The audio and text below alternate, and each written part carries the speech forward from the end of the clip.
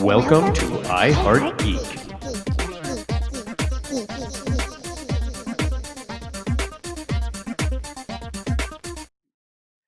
And welcome to a version of iHeart Geek. Blythe looks terrified. Blythe looks he wanted to do the copy thing, and that's kind of why I didn't do my normal intro. I know, he's trying to hold back. Did that bother you a little bit, Blythe? I'm not doing the copy thing anymore. Remember? I don't feel like hearing you cry anymore. I don't want to go into the next year hearing you cry. Oh, wow. So I'm just gonna be nice and Oh. There's nothing for me to be angry about. The Mandalorian finally took care of its little problems, so I'm good to go. You know he's gonna be back, so I mean, he'll be back, but at this moment in time, canonically, he's dead. Oh, He's I am not so dead. glad. He's just not with No, he's Din dead. Djarin. He's dead. Canonically, in the canon, Stop. Hold on. Let me explain it because no one No. will talk to me about it, and I need to tell Courtney this. All right.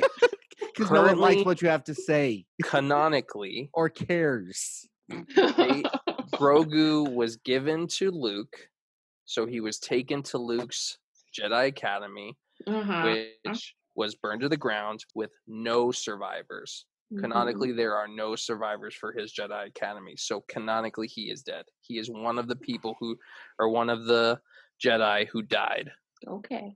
Maybe if that Not helps maybe. you sleep There's at no night. there's no reason there would be no reason for Luke to hold that a secret while training Rey. I don't think Disney. And why would he? I don't why think would he Disney go wants to off-planet? throw away $1 billion in I don't think merchandising. Disney thought that. But here's the far. thing: they don't have to do. They can keep making stories in between the Mandalorian and when that happens. They can keep bringing him back, but he at a point his story will end, and it's when he dies. So it's just kebabbed by Kylo Ren. See, now I'm glad we just did this because now everyone understands why Blythe was not on any of the Mandalorian, episodes at all. It's because I'm too busy. I wasn't allowed on the Mandalorian episodes because I don't watch them fast enough. Well, you got to kind of keep up. It's true. I accept this flaw in my personality. Okay, this is Dub, Blythe, and Courtney, and we're Hi guys. We're discussing kind of the new year and what's going on. This is just going to be a really brief episode. It's the holidays. Leave us alone. By the time this goes up, it'll be right before New Year's. So please don't drink and drive. Don't be stupid.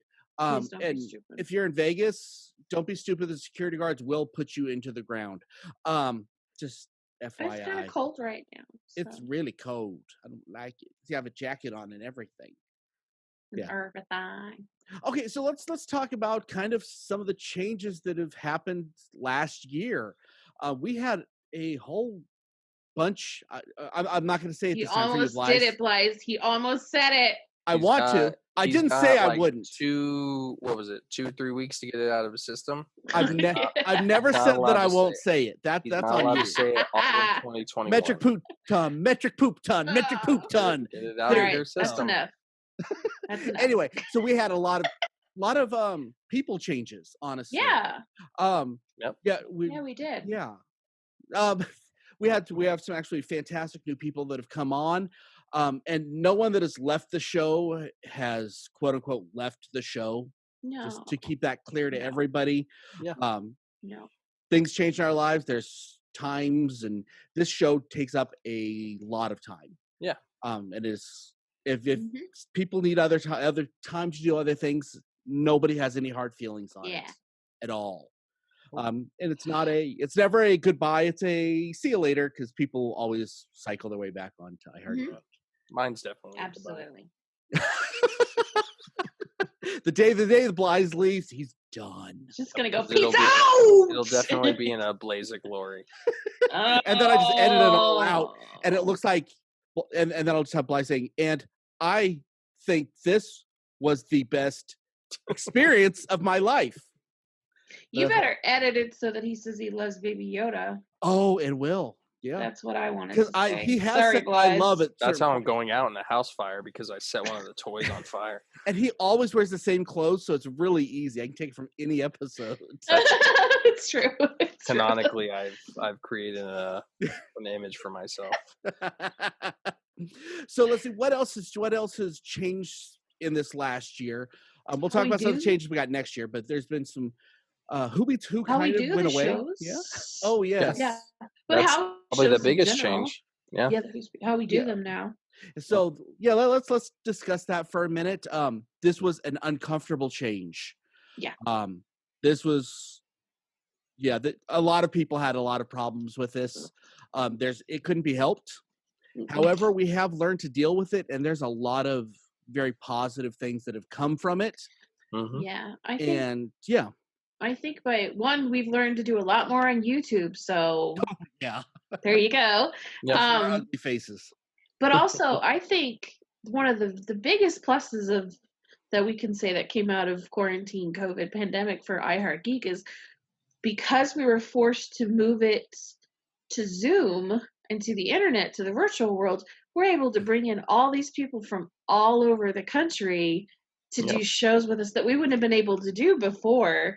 Mm-hmm. You know, great guests like Christina, who's now a panelist. It's a total panelist, but we had amazing Paul Draper on, and he was fantastic. Paul, he did a magic show for us, and Paul does want to come back if we want him.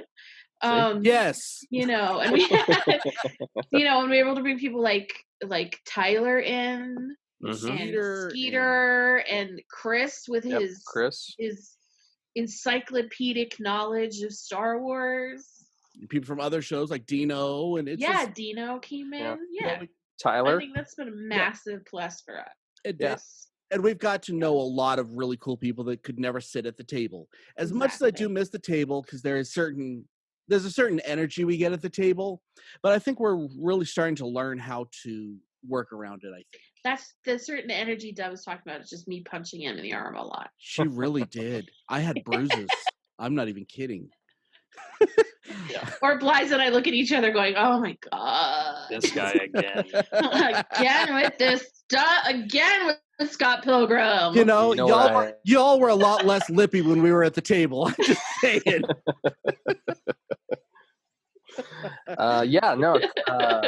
COVID definitely forced our hand a little bit, but I think that it definitely made us do some things that we may not have done otherwise, and it definitely was a plus in the long run. And I think that we have learned some things from it, and we will continue to learn from it, because once things go back to normal and we're able to sit at the table again, we're going to have to figure out some ways to keep those new cast members going. Mm-hmm. And there's some ideas that we're kicking around that will probably work. We'll get to that for the next year, what we're going to be talking about. So what else has changed? Our whole kind of system of doing the show seems like it's changed a bit. We used to do the one show a week, and now it's getting to be more, which again, because of Zoom, it makes it a lot easier, because even though we all live in Vegas, we live on different sides of Vegas, and it's a drive. Makes it easier to pop on and do something that we may not have done otherwise. Mandalorian's a big example of that. We couldn't do a weekly Mandalorian episode if we were still at the table. It just wouldn't be logistically possible for us. Like you said, we live on different ends of the city. We have crazy schedules. Courtney was doing school with Ben. I wasn't able to have the flexibility that I normally would have. And even you with your work schedule, Dub, like you're all over the place. So it's it's one of those things where Zoom really allowed us to have more flexibility in the shows that we take, and we'll continue to be able to take. The news episode was another big one. We got that out the next day after all that news drops, and that's what we need. We need to be able to and it's the same kinds of things for our audience. It's the same with the movie episodes. Like I'm thinking of Bill and Ted's, because of Zoom, we were all able to watch Bill and Ted's and drop you an episode the day it released, or it was like the day after, like right there, because we were able one of the to coordinate. First to do it too, which was cool. Yeah, we were able to coordinate ourselves. It's the same thing with Mandalorian, and we have some stuff like that coming down. A bunch of stuff. Of stuff like that. So you'll I mean, we do our regular episodes once a week, but we've also got all this extra fun stuff that that goes on too. And there's been a lot more traffic on our social media, guys, and we really appreciate that too. Yep. Yeah, that's been a big change. We've really put a lot more effort into our social media. Mm-hmm. We always did the Facebook, and I feel like we've gotten better at it. Mm-hmm. We've gotten kind of more strict on certain rules, which I think has made it a better experience for everybody that's involved. No swearing, no spoilers, no duplicate posts. Just saying, because I might be the swear word police, guys. Just throwing it out there. Yeah, it does happen from time to time. But honestly, because it makes just like when we're on air, guess most of us, when we're off air, we do swear like sailors. Oh, yeah. However, I can say it makes you think about what you're going to say a lot more when you can't drop an F-bomb. When you can't cuss, when you have to work your way around it. And I've said this before. Howard Stern was a lot funnier when he couldn't cuss. When he went to XM, it was kind of like, okay. And I mean, Stern's a genius, blah, blah, blah. But I think that really killed his edge by being able to do that and not being able to work around it.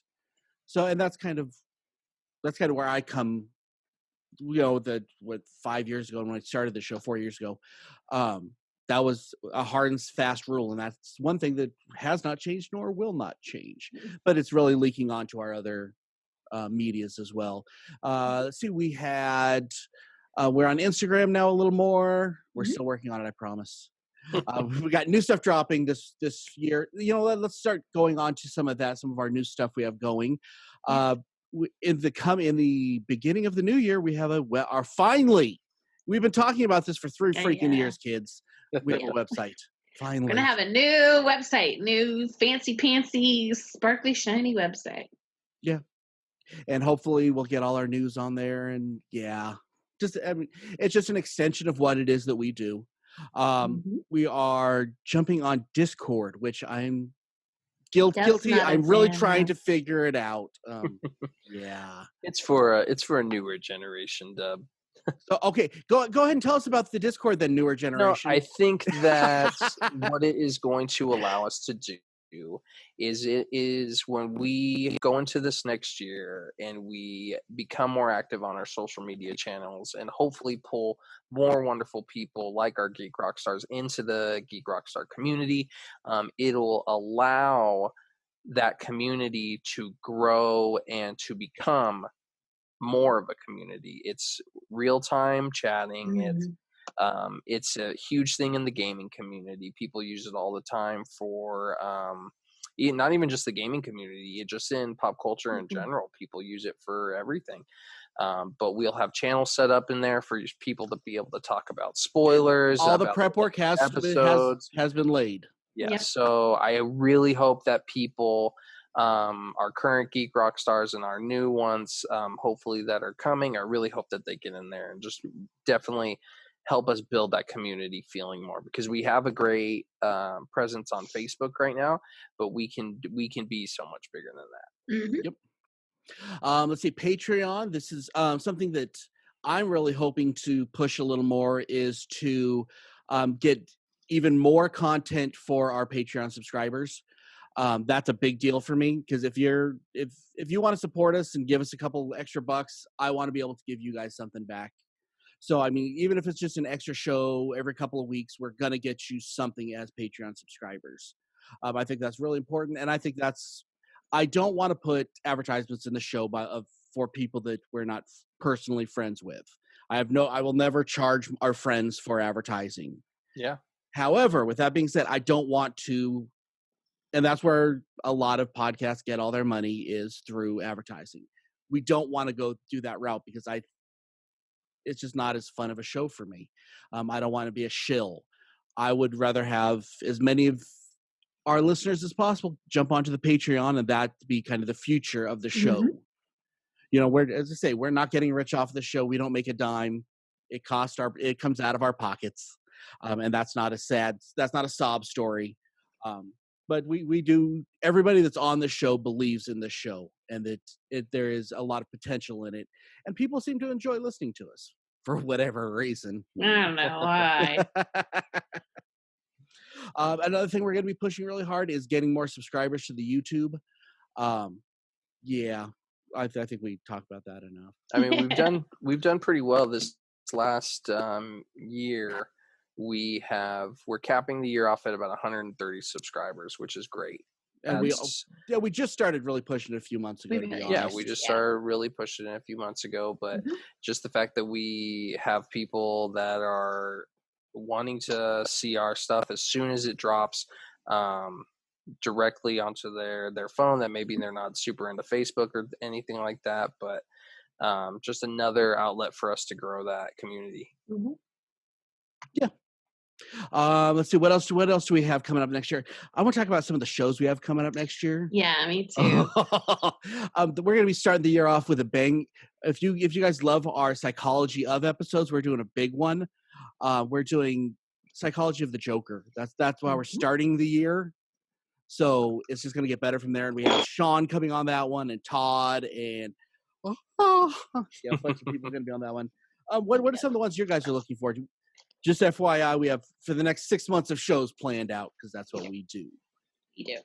Because I'm excited to, in the vein of what we've been doing for The Mandalorian, and everybody knows this, but in what we've been doing with The Mandalorian, we're going to be doing the same for WandaVision when it drops in January. So we'll be doing a weekly WandaVision recap and deep dive like we did with The Mandalorian. Yeah. So I'm pretty excited about that one. I don't think it's going to stop at WandaVision either. I think anything that fits in that vein, whatever Disney Plus shows pop up, the Star Wars ones, the Marvel ones, we will definitely be there every step of the way with we'll those. do Loki when it comes out, and the rules we're kind of Rogue looking at. Squadron. The rules we're looking at as far as these shows.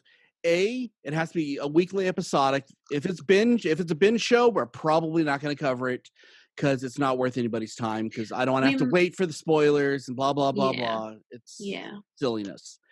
The other thing is, if no one on the show is interested in it, unless some of our listeners call and volunteer and want to do it, cool, I'll put you on.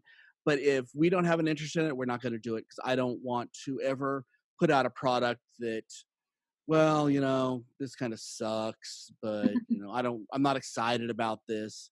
So, I mean, there might be some shows we wait until the second season, because maybe, okay, well, that was better than I thought it was going to be. That's just kind of how I look at things. I don't want to put out I listen to a lot of wrestling shows, and I hate wrestling shows that just sit and gripe about the product every single week. I don't want to ever be that show. Yeah. That's it. Well, the Harry Potter series. We got that one coming up. Now, when we don't have a weekly series to cover, we have a bunch of filler episodes. We're going to be doing a Lord of the Rings eventually, whenever Blythe lets us. Blythe has said we can't do that yet because we're waiting for the Amazon, right? We're doing Amazon TV show. We will do a ramp up of the Lord of the Rings series. 3 weeks going into the Amazon, so we can just ride that Lord of the Rings train with everybody, because it's gonna be good. Yeah. They're putting a lot of good stuff into this new show. So I'm riding the hype, and I know a lot of our listeners are. And I think that revisiting that original trilogy before that is just going to be a great thing to do with all of our listeners. We're going to have a 6-episode miniseries of the whole Harry Potter. We're doing both the books and the movies on the same time, one book or one at a time. So that'll be that. I think that one's going to be a lot of fun. This is one of those series that it's going to have a very rotating cast, because everybody wants to be on this series, except for Courtney. She says, no, I refuse. I've never read it, guys, and I've never watched the movie. Well, you're going to. They want me to. You don't have to, Courtney. You do. Thanks, Blythe. It's all right. You don't have to. Wow. You just watch your Hallmark channel. I will. I will. Thank you. Wow, here we go. Okay. And my WandaVision. There you go. Courtney, if Dub makes you watch the Harry Potter movies, then he has to do a Hallmark series with you. I will totally do that. We should do that. It is Listeners, if you want me to make Dub watch a Hallmark movie, let us know in the comments. Hallmark's greatest hits. However, Courtney has to watch all of Harry Potter, and at least that doesn't seem fair. That like you have to watch one Hallmark movie, and I have to watch He needs to do Harry Potter he needs movies? to do a series, the best of Hallmark. Oh, good! I get to pick them. And okay, it has to be one movie. It's the same movie over and over. It has to be. No, it's the not. Time, Sometimes he's a lumberjack. Sometimes he's a teacher. It has to be the time equivalent of the Harry Potter movies. So, however many Hallmark specials you can fit into the same amount of time that the Harry Potter movies run. There you go, Courtney. That's terrible. Thanks, guys. That's okay, wrong. listeners. You've heard it. In 2021, if you want me to make Dub watch a Hallmark movie, which I will in turn, for every Hallmark movie you want me to make him watch, I will watch one Harry Potter movie. There you go. So if you want this, listeners, put it in the comments below. The more comments we get, the more I can convince him to do this. She's so excited about this. I am so excited. I'm going to make you watch the worst ones out there, too. You suck. Wow. No, I'm going to make you watch Fantastic Beasts then, because that's terrible, too. Okay, another thing that we're hoping, and this is fingers crossed, toes crossed, arms crossed. If the world is open again by summer, we really want to hit at least one con, probably a Vegas con. We want to get a table, and we want to sit and talk to people and give away stuff, and it's God willing, hopefully be able to do a panel up on if it's a Vegas Comic-Con, we might be able to pull that off. So that's something we're working towards, but that's really hard to plan. You can't judge that right now. Yeah, we were supposed to do that last summer, but that kind of went boom. Yeah, and hopefully, fingers crossed, if any of you happen to, if the world is open and San Diego Comic-Con is open, I will be wandering around representing for iHeartGeek. So if it's open, you're there and you see me, I might have stickers for you. Because she's the only one that could get tickets. I just got lucky to get tickets this year, and then COVID said, no, you don't get to go. Jerk. Great. So, I think that kind of covers where we've been and where we're going. Yep. This has been a great ride. We just want to do a quick episode, just kind of let you know what's going on before we kind of ramp up in the new year. Yeah. And let's see, I guess I should say Happy New Year. Don't drink and drive. Be safe. Find somebody to kiss for New Year's. And your journey begins here. Don't kiss anyone. Not right now. Not right now. Now's not the time. Blythe, will you come over and I can kiss you for New Year's? No. Please? Come on, we can have our beards intertwingle. Dirty man. Twingle. I like that word. I'm going to use that word a lot this year. You will be twingle. You will be twingling nothing with me, sir. So Happy New Year's, guys. I am Dub, and I'm here with Courtney and Blythe, and keep on geeking on, guys. Keep on geeking on. Happy New Year. Have a good one, guys.